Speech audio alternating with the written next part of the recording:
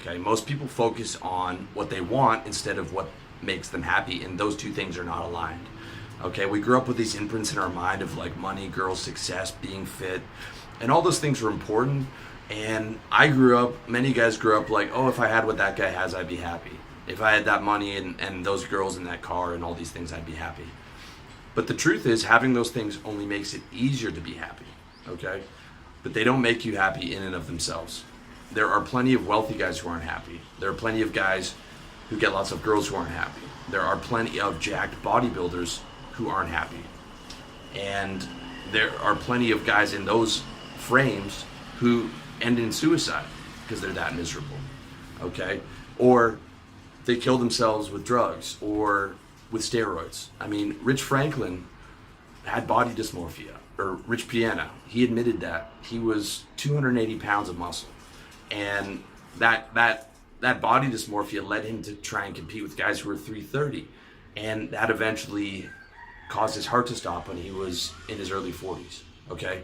Like, this is serious stuff, guys, all right? Like, happiness comes from within. It's a state, and in fact, it's the same emotion as love. A cheeseburger makes you happy in the moment because you love that cheeseburger. Your girlfriend makes you happy in the moment because you love her. Success makes you happy in the moment because you love people seeing you as a winner. But that's the key. Happiness is something that comes from within. You just choose to ascribe it to certain things. And happiness and love are the same emotion, okay? Just so you know. The more love you have in your life, the more you feel loving, the happier you are, because they are the exact same emotion, all right? Therefore, your happiness is where you should start. But a lot of guys lose the forest for the trees, and they live to chase things, and they aren't happy chasing things, and they aren't happy getting them, because they haven't cultivated the skill of happiness. That's why you have to align your wants with what actually makes you happy. Align your wants to creating your ideal lifestyle, where you're living your ideal day as much as possible. Not waking up every day chasing a Ferrari that you're gonna get 10 years from now, and you think you'll finally be happy when you get that, because you won't. You'll be happy with it for 2 months, and then you realize the seat is uncomfortable, and the maintenance costs a fortune, and you can't drive it during the winter, and it's temperamental, and it was out of your budget, and now it's just become your car.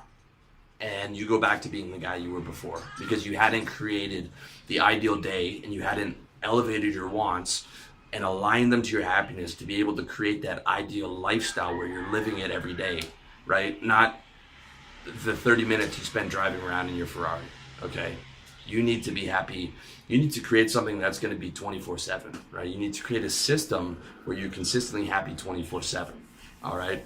Because when you look at it logically, everybody wants to be happy. That's what everyone's doing it for, right?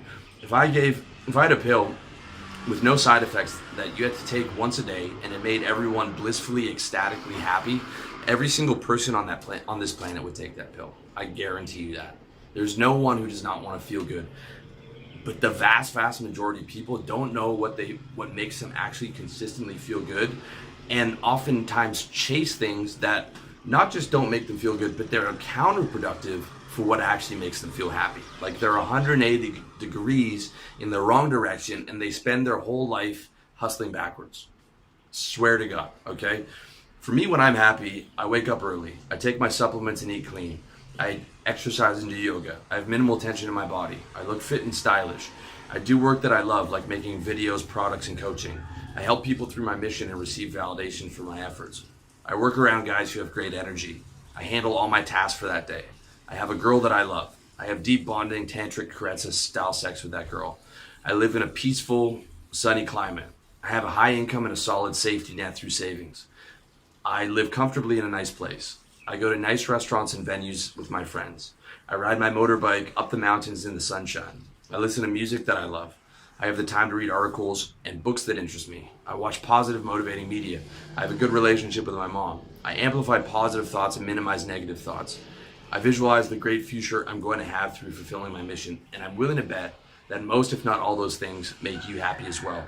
And notice most of them don't cost money, or don't cost much money. I mean, a gym or yoga membership does not cost you much money. You know, eating clean is cheaper. Taking the right supplements cost you $40 a month, okay? And that's just a small list.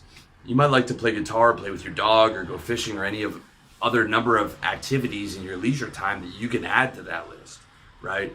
The important thing is you be mindful and aware of what actually makes you happy, not what the media sells you. You align what you want in life with what actually makes you happy, and you structure your life around your ideal day and live that as often as you can. All right, I had a conversation with a friend once whose idea of a good time was a Vegas trip with the boys, okay? And I get it. That's part of the cultural narrative for young guys, where you see in all the beer commercials where it's a trip to Vegas where you booze it up, you gamble, and you get laid, okay? You see it in movies, TV, magazines, and everywhere. The reality, however, at least for me, I don't know about you, but for me the reality is much different, because I'm aware of what makes me happy and I'm aware of what doesn't. For me, a Vegas trip would look like this. A few days of planning, taking time away from my mission, making sure I have all my papers together, spending $5,000 with nothing to show for it afterwards, sitting and waiting in the airport, a 24-hour transatlantic flight where my back hurts and there's a baby crying, because there's always a baby crying on a long flight, having to go through immigration where I take my shoes off like a common criminal, drinking all weekend and eating badly, ejaculating too much with girls I don't care about, gambling and most likely losing money, adding to the $5,000 I already spent, sleeping in late and skipping the gym, leaving Vegas hungover with my energy and bank account drained, taking another 24-hour transatlantic flight back where I can't move, my back hurts, and there's another baby crying, coming back home and having to catch up on all the work and all the emails I missed, taking a few days to get my sleep schedule back to normal, taking a week to get my energy levels back to normal, okay? If a Vegas trip is with your boys is your dream, like, I don't want to just like hammer all over that for you, but I know for me that would be my exact reality. I'm so aligned with what actually makes me happy. Those 15 things are exactly what I'd go through. Yeah, I'd have, in between that, I have a good time with my guys, but the ROI, the return on investment in terms of my consistent happiness is just not there. And if anything, I would probably lose state. I would lose happiness because I'm living, 75% of what my ideal day is like now already, okay? So for me, if I wanted some fun with my guys, I'm in Chiang Mai right now, I'd hop on a $50 flight to Bangkok. I'd be there in 2 hours. I have an Airbnb rented for cheap, and like a nice one, you can get for like $80 a night. Have my boys there for a couple weeks, spend the day exercising, doing work, doing my exact routine. I wouldn't lose, no jet lag. I'd still be on the same time zone. I'd still be able to maintain 90% of the same routine. My sleep schedule wouldn't be messed up. And I could just do 2 weeks over there, still doing 90% of my same routine, and then just going out with the guys for, 2, 3, 4 hours a night. I'd be a bit more tired if I'm drinking more alcohol, but 90% of what I have now, 90% of my ideal day, I'd still be able to have, plus all that extra fun, that I'd be having with my guys in Bangkok. Like, that's the way you have to look at things. Like, especially when you create your ideal lifestyle, you're like, man, all those things make me less happy. Like when I was younger, I pictured doing traveling the world and doing speaking tours for RLD. Now that's the last thing I want to do. The last thing I want to do is spend all my time on flights and in immigration. Like, those are two of my least favorite things to do on the planet. Like, if I'm gonna do seminars, I'll just do them here in Thailand or wherever I am, right? And get guys to come to me. Like, it's that kind of what actually makes me happy, and then creating a want around that, right? And being like, okay, is this want that I had something that's actually gonna make me happy? And when you look at it, a lot of the times it's not, all right?